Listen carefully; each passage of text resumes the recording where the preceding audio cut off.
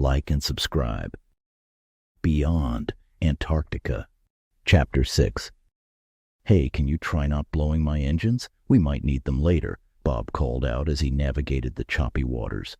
Todd replied without missing a beat. Yeah, the engines are fine. It's the air mix ratio I need to get right. His voice was calm, but the ship's sporadic lurching told a different story. John walks in. As the ship sputters and lurches again, he couldn't help but comment, "It does not look good."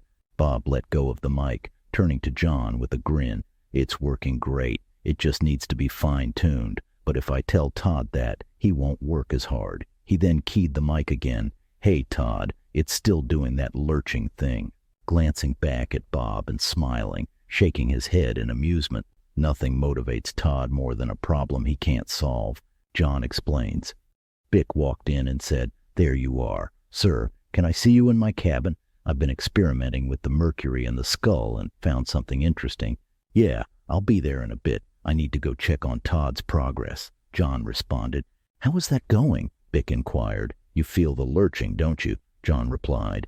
"It looks promising, but we cannot afford to lose those engines. So I want to hear it from Todd in person that they're okay." Bick nodded. "I'll be in the mess hall," John informs him. "Kim's in there, making some food for the crew. I remind you, Bick, you have not seen me today. I need to get things done and don't have time for her silliness this morning."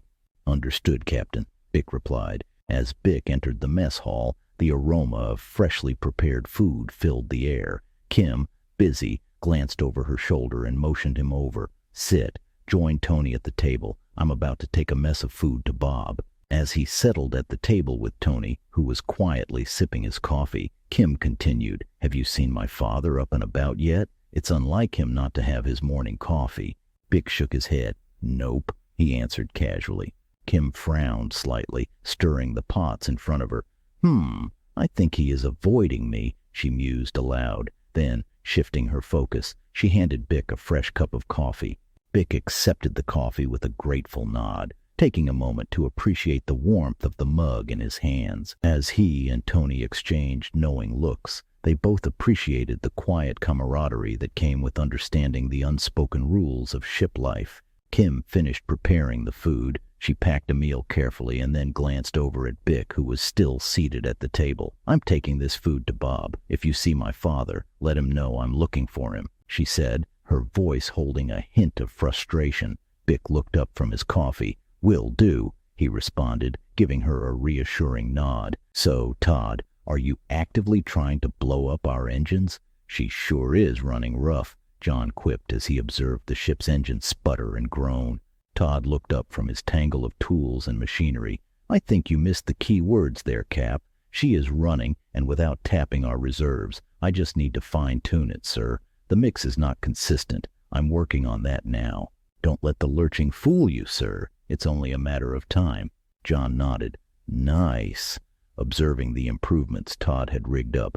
"I have faith in you. Get it done. I'm heading to Bick's cabin. He claims to have discovered something interesting about the skull, and I'm eager to see it." As John turned to leave, Todd twisted a knob and pulled back a lever, and suddenly the engine's operation smoothed out significantly.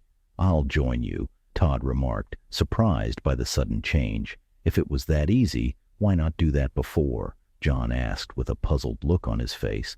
Todd laughed, wiping his hands on a rag as he prepared to follow John. "Because it's running on liquid, sir. The switch over needs to be smooth in case of emergencies," he explained. "Hey, Bob, I have a mess of food for you and a hot cup of coffee," Kim announced as she entered the command deck, balancing 2 plates in a steaming mug. "You're a lifesaver, Kim." "Thank you," Bob responded, his eyes lighting up at the sight of the food. "Yeah, I brought you 2 plates, big boy. You made me look good yesterday taking command the way you did," Kim said, setting the food down in front of him. Bob looked at her and chuckled softly. "Hun, you still had command. I just issued orders." She smiled warmly at him. "Yeah, thank you just the same," she replied. Bob grinned back at her. "All in a day's work, Kim."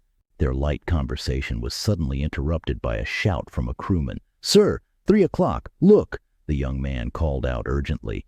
Bob stood up slowly. "I'm in the middle of my food, boy. This better be good," he muttered, taking the binoculars from the crewman, still attached to his neck.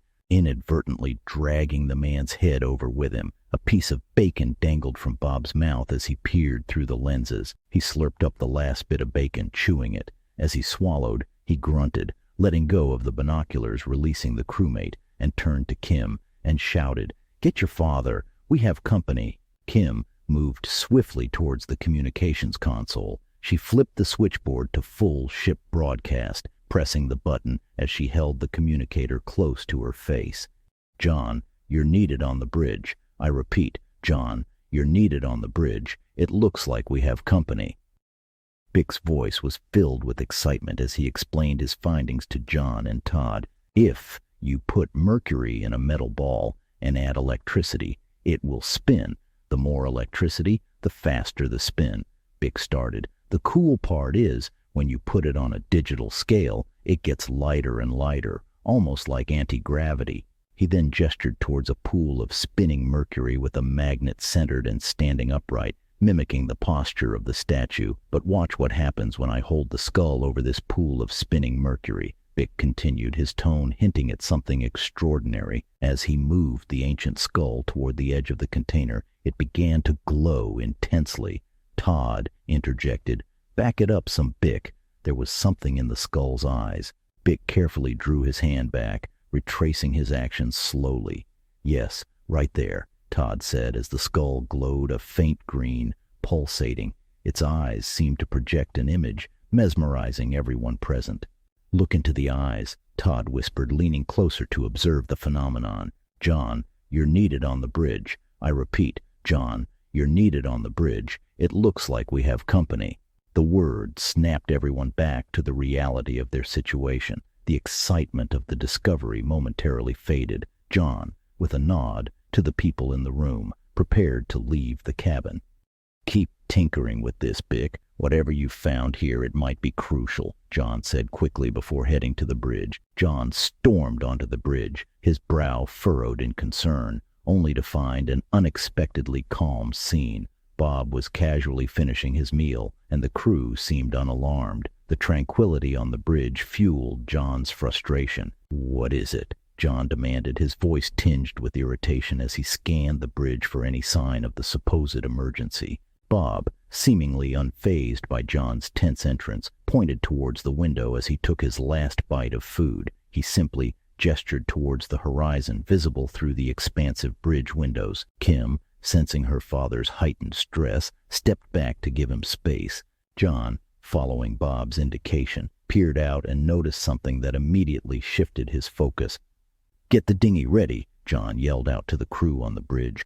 "I need Tony and Todd on deck in 5, ready to go." Bob, with a firm nod, "I'll make it so." As Todd and Tony approached John on deck, their gear in hand, they sensed the gravity of the situation. John, already standing in the dinghy pointing toward the shoreline.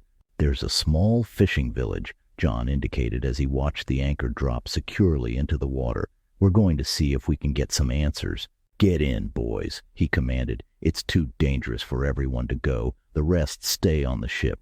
Handing a pistol to Todd, he instructed, "Put that in your pants." He then turned to Tony, who was already adjusting his grip on the shotgun. "Keep that shotgun out of sight unless needed." "Todd, I want you to watch my back as I try to communicate," John continued as he adjusted his own gear. With everything in place, they made their way towards the village. The villagers had noticed their approach, and a small crowd had begun to gather on the beach. As they landed, John took the lead, stepping onto the sand with a careful demeanor, signaling peace with open hands. Todd followed closely behind, eyes scanning for any sign of hostility or danger. Tony remained by the dinghy, as instructed, for a fast getaway if needed. John approached the nearest villager, a middle-aged man with a weathered face, and began to communicate. His gestures were friendly, and he spoke slowly, trying to bridge the language barrier with a mix of simple words and signs. As John approached the villagers with gestures of peace, the village elder started making clicking and popping noises, waving his hands to the right and left in what seemed to be a traditional greeting or call. Other villagers quickly brought in food and drink, offering it generously to John. The villagers were notably short, roughly 4 feet tall, and the old man, clearly a figure of respect or leadership, dropped to his knees, bowing before John. As John handed him a flashlight, the elder stood and waved his arms with a series of pops and clicks, signaling to others. Two men quickly came forward, offering John a cup of red liquid. As John started to drink, the elder stopped him abruptly, using a stick to point first to the sky, then to a rock, and back to the sky. The meaning was obscure to John, but the urgency made it clear that he should not drink it. Handing the cup to Todd, he voiced his suspicion. "I think this is mercury, but it's red," John remarked, puzzled by the unusual color. "Yeah, I know, it's strange," Todd agreed, carefully pouring the liquid into a container he retrieved from his backpack. John took the elder's stick and drew in the sand. He sketched a picture of the two gifts they exchanged and made a gesture indicating interest in further trade. The elder responded enthusiastically, waving his hands to have his villagers bring more items. Seeing an opportunity for meaningful exchange, John shouted to Tony, who was still by the dinghy, "Go get more things to trade right away." "Yes, sir," Tony replied. Tony quickly organized the crew, directing them to load the dinghy with various odds and ends, blankets, candy, jewelry, anything that they had in excess or didn't need. As the crew hustled, Kim approached. "What's going on?" she asked. "We're trading goods with the locals," Tony explained, pausing briefly in his tasks. "Your father worked out a method of drawing in the sand to communicate with them. It seemed effective before I left." "What language are they speaking?" Kim inquired, intrigued by the description of the communication. "I don't have a clue. Sounds like pops and clicks. But whatever it is, your father's making it work." Kim's face lit up. "I might be of some use then. I'll come back with you," she declared, stepping towards the dinghy. Tony hesitated. He caught her gaze in a rare moment of direct contact. "Kim, you know John would not want you to leave this ship," he said, his voice low. Kim responded defiantly, "Then he can tell me himself when I arrive." Without waiting for further objection, she climbed aboard the dinghy. Tony sighed, his frustration evident. "Fine, but you stay close to me. Understood?" he insisted, seeking at least some measure of control over the situation. "Understood," Kim replied, taking a seat in the dinghy. With the last of the trade items loaded, they set out. Upon arrival, John's quick stride towards the dinghy signaled his immediate concern. "Kim, what are you doing here?" he asked sharply. Kim replied, "I thought I might be able to help communicate." John shook his head firmly. "No, we are doing fine. It's no known language," he insisted. "You stay in the boat." He then grabbed some blankets from the dinghy. As John approached the village elder with the blankets, the elder's eyes widened in awe. The simple gift seemed to hold immense value to him. The elder presented 2 golden chalices adorned with finely cut stones, their craftsmanship seemingly far beyond the capabilities of simple fishermen. John, taken aback by the sophistication and apparent value of the chalices, accepted the trade. The discrepancy between the villagers' simple lifestyle and the exquisite nature of the chalices piqued his curiosity. The peaceful trade was shattered by a sudden terrifying sound. Screams echoed around them, quickly followed by the unmistakable echo of a gunshot. John's head snapped around to see Tony firing the shotgun rapidly. His gaze followed Tony's line of fire to a horrifying sight, a T-Rex charging down the beach with clear intent in its eyes. Todd says, "Wow, it followed us all night." "To the dinghy!" Kim screamed, her panic rising as the dinosaur headed straight for John. Todd stepped in front of John, shouting, "Behind me, sir!" He lifted the pistol, aiming carefully. Bags flew over their heads, thrown by villagers, bursting on the beach and releasing a cloud of fluorescent purple goo. The T-Rex stopped dead in its tracks. It shook its head violently as if disoriented or in distress from the strange substance, then turned and fled back from where it came. "Damn, that stinks," Todd commented, pulling his shirt over his nose to block the pungent odor emanating from the goo now coating the beach.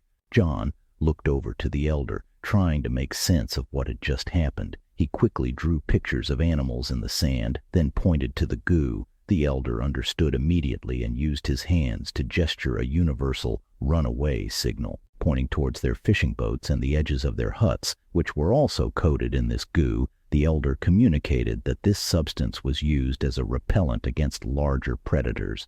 The smell and taste took weeks to get rid of. The realization that the villagers had managed to live in such close proximity to these dangerous creatures by utilizing this goo as a protective measure was astonishing. John, seeing the potential value of the fluorescent goo, offered various items from the boat in exchange for the secret of its production. The elder, however, shook his head resolutely, unwilling to trade their precious knowledge so easily. Not one to give up, John attempted once more to persuade the elder. He led him to the dinghy, presenting him all the items in hopes of sealing the deal. The elder communicated through clicks and hand waves, indicating that 2 barrels of the substance would be provided instead. As he explained through drawings in the sand, the goo was cultivated in seawater and needed to be left in the sun. It would regrow indefinitely if the barrels were never cleaned. As the barrels were loaded into the dinghy, the villagers began unloading the traded goods. The elder continued to elaborate on the cultivation process. However, the situation took a sudden turn when 2 villagers attempted to grab Kim. Tony reacted swiftly, stepping in to prevent them from taking her. The elder appeared outraged by the intervention. John clarified quickly, shaking his hands in a negative gesture. Kim was not part of the trade, but the elder gestured towards the dinghy, indicating that all aboard had been offered in the negotiations, and Kim was on the dinghy during their discussions. Realizing the misunderstanding and escalating tension, John slowly stepped onto the dinghy, extending his arm to prevent anyone else from boarding. The elder, frustrated and feeling betrayed, raised his arms violently in the air, signaling the villagers to approach. John says, "Get us out of here, Tony." Tony, without hesitation, throttled up the dinghy. As they moved away from the shore, the villagers' silhouettes grew smaller, their gestures of anger fading into the distance.